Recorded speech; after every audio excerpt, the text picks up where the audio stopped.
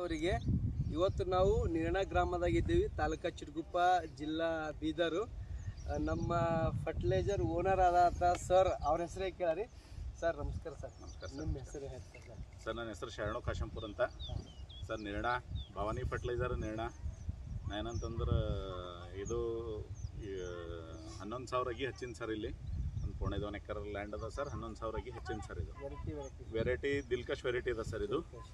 ಹಾಂ, ಇದು ಸುಮಾರು ಏನಂತಂದ್ರೆ 73ನೇ ದಿನ ಅದ ಸರ್. ಇವತ್ತು ಕಟಿಂಗ್ ನಡೆದದ.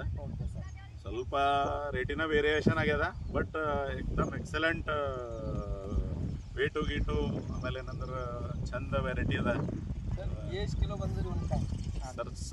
6ರಿಂದ 6.5 ಬಂದು ಸರ್. ಹಂಗೆ ಒಂದೊಂದು ಕಾಯಿ 7 ಕಿಲೋ ತನಕ ಬಿ ಎವರೇಜ್ದಾಗ 5ರಿಂದ 6 ತನ 4ರಿಂದ 6 ತನ ಎವರೇಜ್ ಅದ ಸರ್.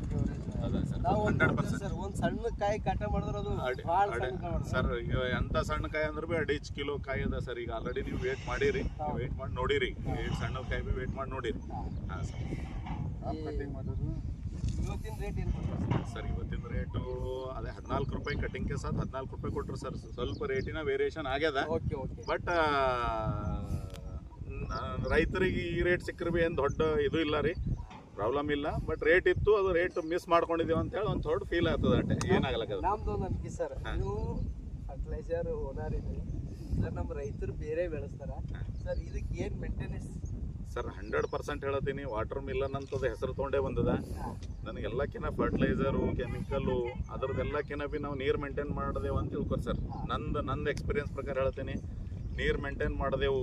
ನೀರಿಂದು ಯಾವ ಟೈಮಿಗೆ ಎಷ್ಟು ಕೊಡಬೇಕು ಅಂತ ಮೇಂಟೈನ್ ಮಾಡಿದೆವು ಅಂದ್ರೆ ವಾಟರ್ ಮಿಲನ್ 100% ಅದಕ್ಕೊಂದು ಹಂತಕ್ಕೆ ಮುಟ್ಬೋದು ಸರ್. ಇಲ್ಲ, ನೀವು ಫರ್ಟಿಲೈಸರ್ ಲೈನ್ ಇರ್ತದ ಸರ್. ನಮ್ಮ ಬೇರೆ ರೈತರಿಗೆ ನಿಮ್ದು ಒಂದು ಎಕ್ಸ್ಪೀರಿಯನ್ಸ್ ಸರ್.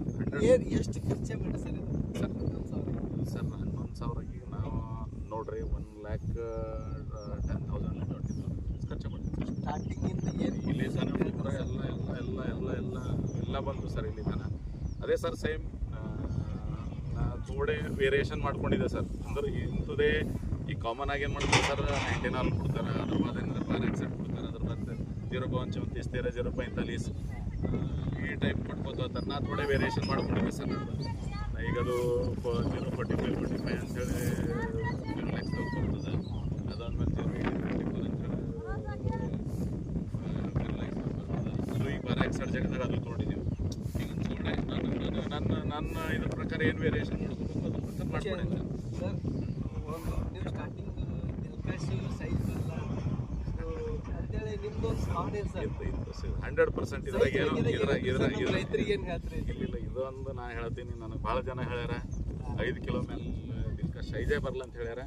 ಬಟ್ ನನ್ನ ಎಕ್ಸ್ಪೀರಿಯನ್ಸ್ ಪ್ರಕಾರ ನಂದು ಇದ್ರ ಪ್ರಕಾರ 100% ಸೆಟ್ಟಿಂಗ್ನು ನಂಬಲ್ಲಿ ಚಂದ ಬಂದದ ರೀ. ಚಂದ ಸೆಟ್ಟಿಂಗ್ ಆಗ್ಯದ. ಆಮೇಲೆ ಸೈಜ್ನು ಎವರೇಜ್. ನನ್ನ ಬಲ್ಲಿ 2% ಸೆಕೆಂಡ್ ಮಾಲ್ ಇಲ್ಲ ಸರ್. ಈ ಪ್ಲಾಟಿನ ಎಲ್ಲಿ ಹುಡುಗ್ರಿ ಸೆಂಟ್